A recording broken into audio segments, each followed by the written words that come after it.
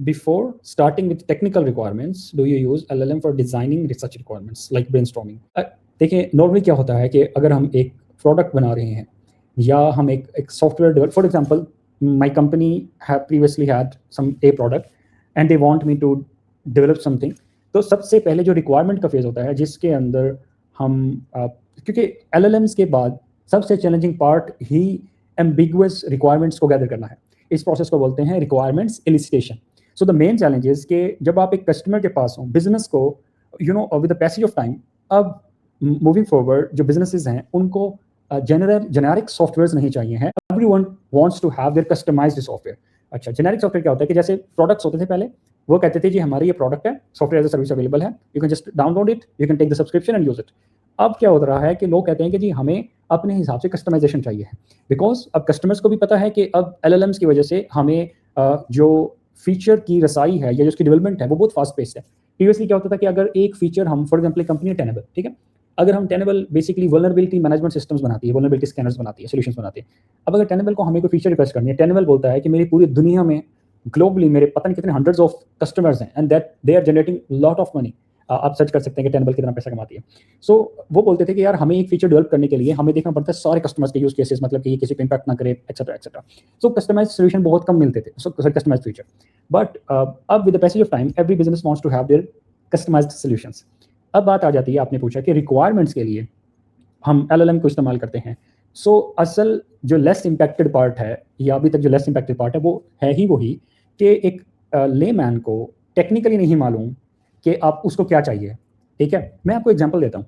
For example मैं आजकल एक अपने प्रोजेक्ट के ऊपर यूज़र इंटरफेस बना रहा हूँ, यूआई का भी काम मैं कर रहा हूँ। ठीक है, अब मेरे सामने फॉर एग्जांपल अब हम लोग यूज़ करें टाइपस्क्रिप्ट। ठीक है, अब मेरे सामने क्लाउड ने एक इंटरफेस डिज़ाइन कर दिया। ठीक है, आई नो कि अगर यूजर नेम एंड पासवर्ड को एंटर करेगा या ईमेल और पासवर्ड एंटर करेगा तो ये एक एपीआई कॉल जाएगी बैकएंड पे एंड वहाँ से रिस्पॉन्स वैलिडेट होकर आएगा। तो अगर वो सक्सेसफुल होता है तो हम यूजर को अलाउ कर देंगे कि ये नेक्स्ट लॉग इन कर जाए एप्लीकेशन पे। ठीक है, बट अब मुझे वो डिज़ाइन करना नहीं आता because I don't know design in the sense it's a very simple front end. But अगर मैंने इवन फेबल 5 मैंने फेबल 5 पे अपने इतने सारे क्रेडिट्स तक लगा के देख लिए कि टोटली मैंने जब एज अ नॉर्मल यूजर मैंने फॉर एग्जांपल उसको कमांड दी कि revamp the user interface and make it interactive, तो उसने भी जो आउटपुट जनरेट की वो अप टू मार्क नहीं है। द रीजन इज एक फ्रंट एंड इंजीनियर है हु कैन अंडरस्टैंड, जिसको मैं कहूँ कि यार अगर मैं उस पर कर्सर लेकर जाऊँ तो लिक्विड डिस्प्ले ऊपर करके आए, जैसे कि आईफोन के अंदर, आई बिलीव आईफोन 15 के अंदर वो लिक्विड डिस्प्ले आया था। आई डोंट नो एग्जैक्टली किस iOS वर्जन में आया था। So because I am a non technical person, तो वो जब मैं कुछ बताने की कोशिश करूंगा तो जो टेक्निकल पर्सन होगा वो ही अंडरस्टैंड करेगा मेरी एम्बिगुअस रिक्वायरमेंट्स को कि अच्छा आपको ये वाला चाहिए, ये वो कुछ इंटरनेट से इमेज डाउनलोड करके दिखाएगा कि अच्छा जब इस पेज के ऊपर आए तो डाउनलोड एक्सपोर्ट हो या डाउनलोड और व्यूअर जो ओपन होना चाहिए वो विद इन एप्लीकेशन होना चाहिए। सो टू आंसर योर क्वेश्चन कि हम टेक्निकल रिक्वायरमेंट्स के अंदर या रिक्वायरमेंट एलिसिटेशन प्रोसेस के अंदर एलएलएम को यूज करें तो ऐसा नहीं है, बिकॉज एलएलएम्स का पार्ट बाद में आता है कि जब आप उसको बता रहे हो कि दीज आर द रिक्वायरमेंट्स, ये मैंने टेक्नोलॉजी का इंतखाब करना है, या उससे भी सलाह ले सकते हैं। बट मेरी सजेशन होगी regarding the architecture, regarding the system design, don't take suggestions from, don't purely rely on suggestions from LLM. आप प्लीज अपने, क्योंकि मेन पार्ट अब यही रह गया कि सिस्टम डिजाइन का पार्ट, आर्किटेक्चर डिजाइन का पार्ट, और आपके सिस्टम पूरा कैसे सिस्टम खड़ा होगा, एंड ये जो रिक्वायरमेंट एलिसिटेशन है, सो इसके अंदर हम एलएलएम्स नहीं यूज करते। कोई और यूज कर रहा हो तो मुझे मालूम नहीं है, क्योंकि मैं डेली इसको यूज करता हूँ, तो at least I am not using it.